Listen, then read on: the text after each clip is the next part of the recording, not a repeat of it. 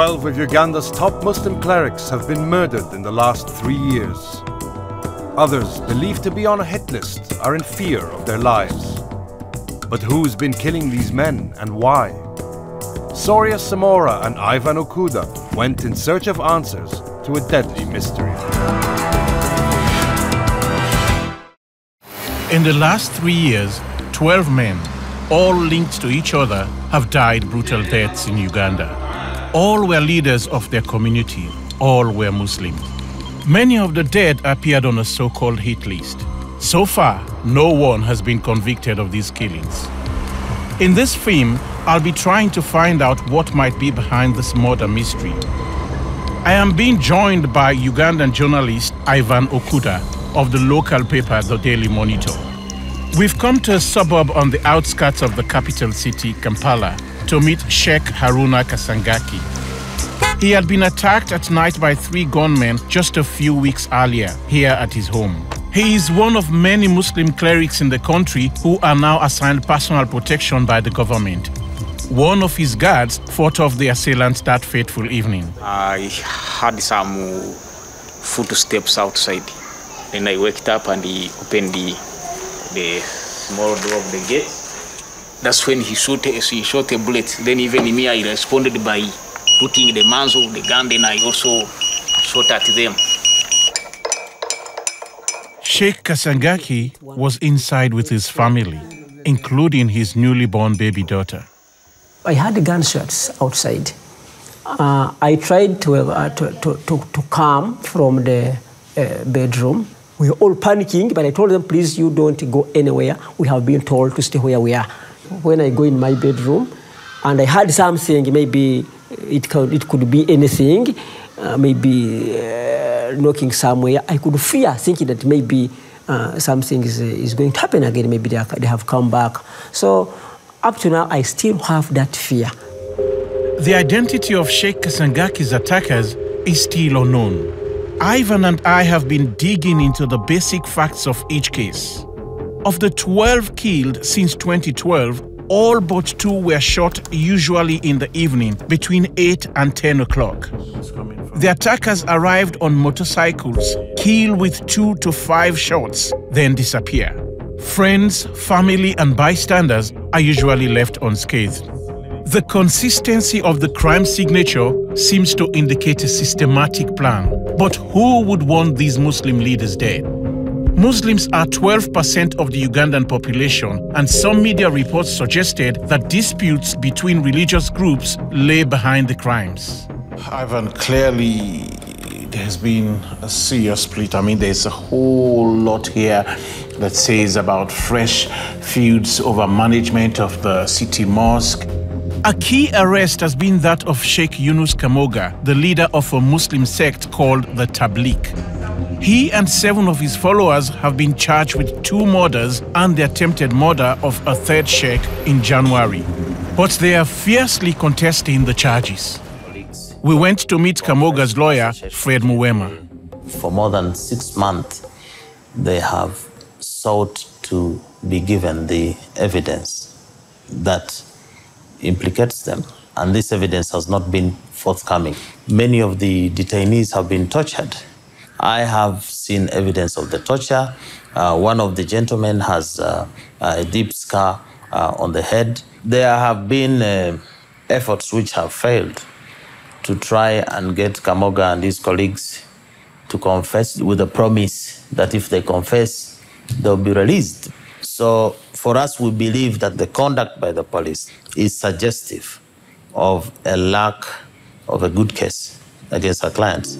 Fred believes his client is innocent, but we uncovered a startling piece of evidence. It concerns the final hours of one of his alleged victims, Sheikh Mustafa Bahiga. Bahiga's wife, Fatuma, helped take him to hospital. He was there crying for his life. We told him that, you wait, we will reach the hospital. But he told me that I can't reach the hospital. Then he started telling me that, Ma, look after my children. I'm not going to reach the hospital. I know you're a strong woman, you look after them.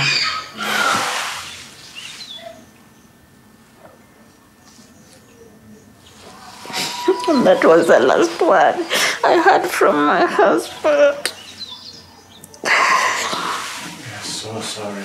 It was when Mustafa Bahiga was alone with his sons during a temporary stop at a local hospital that he said something extraordinary. He apparently blamed the Tabligh leader, Sheikh Kamoga, for the attack on his life. There are reports that he said Kamoga has killed me.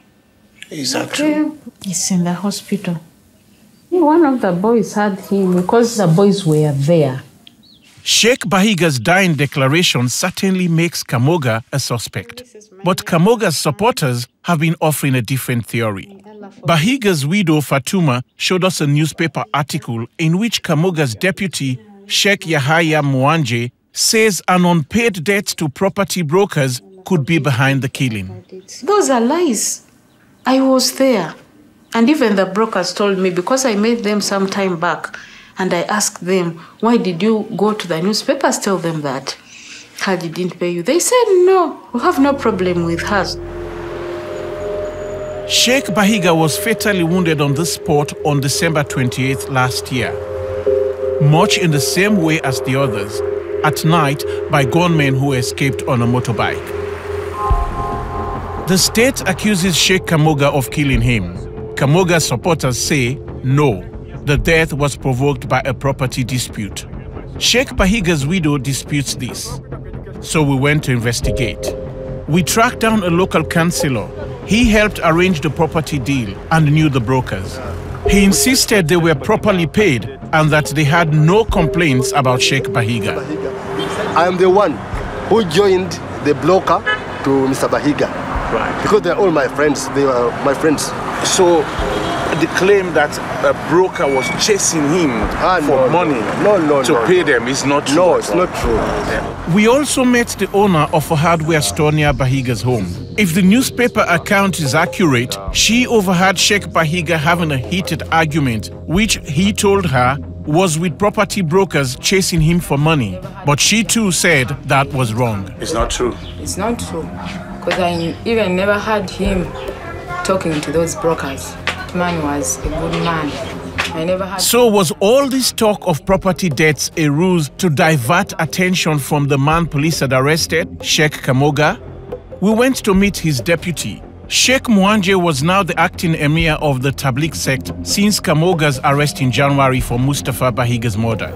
We spoke to a lady mentioned in this article that runs the hardware shop. Yes. We spoke to the local leadership of that area, and they said the man had no debt. The blockers themselves, they come to the Amir direct, demanding their money.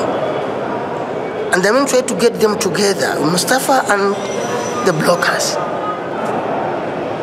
So you stand by your remarks in the article? Yes. Your leader is saying... The Sheikh clearly wasn't willing to budge from his version of events, but he and the previous witnesses can't all be right. If the police are right, and Kamoga was behind Bahiga's killing, why would he have wanted to kill one of his colleagues? We asked a close confidant of the murdered Sheikh Bahiga. He said there were deep rifts among the Ugandan Tabligh.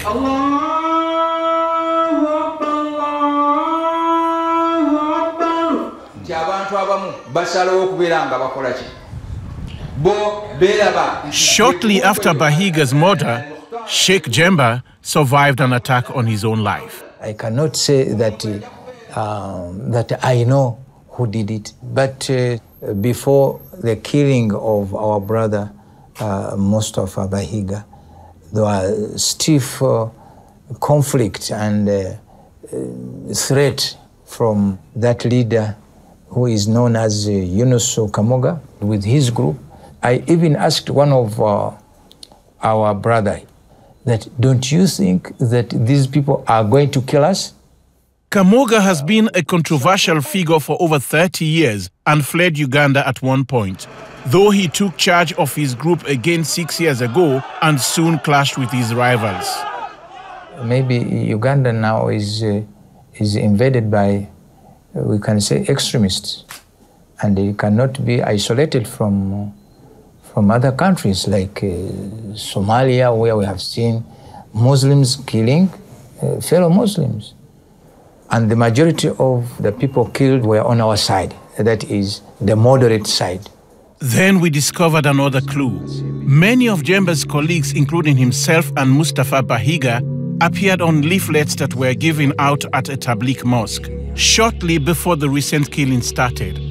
The leaflets accused those featured of betraying Muslims by spying for the state or by financial corruption. Some see the leaflets as a hit list, and 3 of those on them have been attacked, 2 of them fatally. But other sheikhs have died too, and not all of them were part of this conflict between Tablighs in the capital city. One of the victims was even a Shia. Many have been killed. Even the Shias have been killed. So is there any other hidden plans from somewhere coordinating these killings?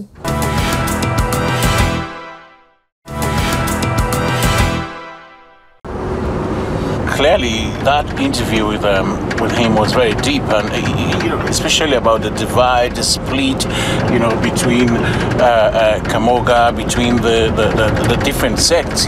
Clearly, the role of disunity is central in appreciating what is happening. But then in the eastern part of the country, some of those gunned down have nothing to do with the disunity in the Tabligh movement. Our investigation had made some headway, but the mystery was far from solved. Ivan and I went back to the drawing board to make sure we hadn't missed any clues. Once again, the Tabligh stand out with 9 of the 12 dead. But why would sheikhs in the east, almost 200 kilometers away, be affected by the leadership wrangles in the capital city? It didn't make sense. That evening, we were joined by Haruna Kanabi, a Muslim journalist and executive secretary of Uganda's Independent Media Council. He has been following the murder cases closely and believes the Tabligh might be targeted by the government because the state thinks it is too radical. For the last 10 years, we have seen systematic way of suppressing, intimidating what they call the Tabligh sect. The government established even a special desk under the Joint Anti-Terrorism Task Force to follow up the Tabligh sect. We have seen in the past a number of people being arrested, held incommunicado, then eventually they appear in court with no evidence. Is there a genuine reason for the government to be scared of this Tabligh sect? When corruption thrives in the country, if I want the money, it becomes very easy that Uganda is under threat of Islamic fundamentalism. And what does that mean? We need money. Money to do what? To fight these radical Muslims. A Human Rights Watch report in 2009 detailed regular use of illegal detention and torture by the Joint Anti-Terrorism Task Force. The majority of the detainees were Muslim. We met a senior member of the Tabligh who was on the run from the police.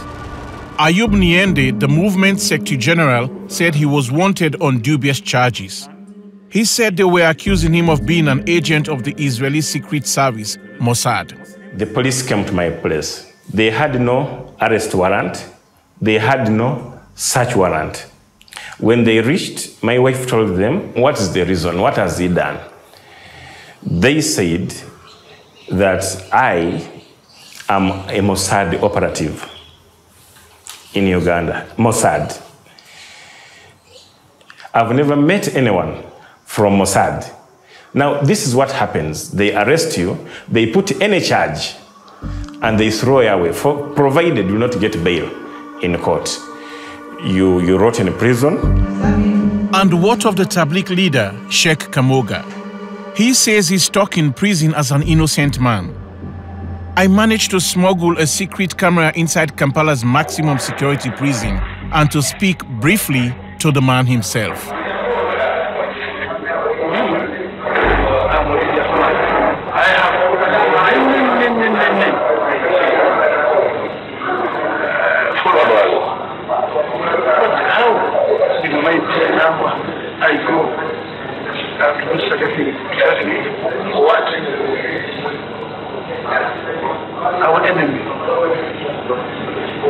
enemy. They are doing this to divide us. The government claims that Kamoga and his co-accused were working for a Ugandan Islamist terror group called the ADF, whose leader, Jamil Mukulu, was a former Tabligh. Uganda is a target of terrorism. It's not news that there is ADF, and in fact we have got what we think are the key suspects in these murders. The ADF had been based in the Congo for 15 years, but they had not had much impact in Uganda for almost 10. We managed to track down a former ADF leader. He said he'd talked to us but wanted to remain anonymous. He doesn't think the ADF are behind the killings. When some other people left ADF, they joined directly the government to fight against ADF. And those people, their names were listed, that those people should be killed because they betrayed the ADF. However, for sheikhs, ADF is more respectful to them than any other person. If ADF gave these sort of orders for these people to be killed, what is it to prevent ADF carrying out the killing of these other sheikhs? All these sheikhs, they had never been in conjunction to ADF, so I don't think the ADF could do it. By now, we'd been given a police report into the murders. The report claims that most of the suspects were former ADF rebels who had returned to civilian life through a government-run amnesty program. But there is an official database of the people who came back from the ADF. And according to the people who run it, only a quarter of the police suspects are listed as ADF returnees. Here in eastern Uganda, we came across more wrinkles in the idea that ADF were involved in the killings. This is Mayuge, close to where the police told us they had dismantled an ADF cell responsible for a number of murders, including that of Sheikh Abdul Muwaya, the leader of Uganda's Shia Muslims. It was the day of Ashura, a day of mourning in the Shiite calendar. Sheikh Muwaya's son, Haji Bongo, has now become the leader. He invited us to join the procession.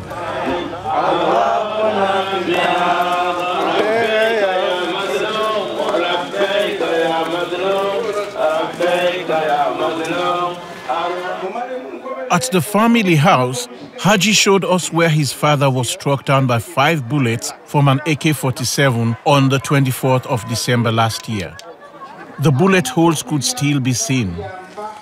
Later, at his father's grave, we spoke to Haji about the death of his father.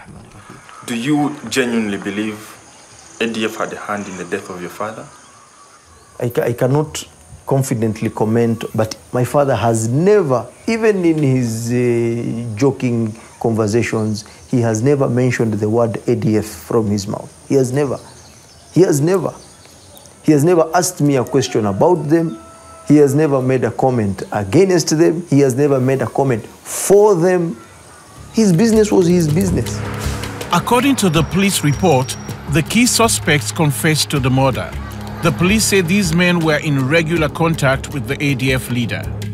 The suspects then led the police to a location where the killers' guns had been buried, at this Muslim primary school in the neighboring district of Bujiri. We met a local who had been here the day the guns were found in March this year. This is where they got the bullets. And the guns? And the guns were... 2 guns were recovered from here. The 3rd gun was recovered from here.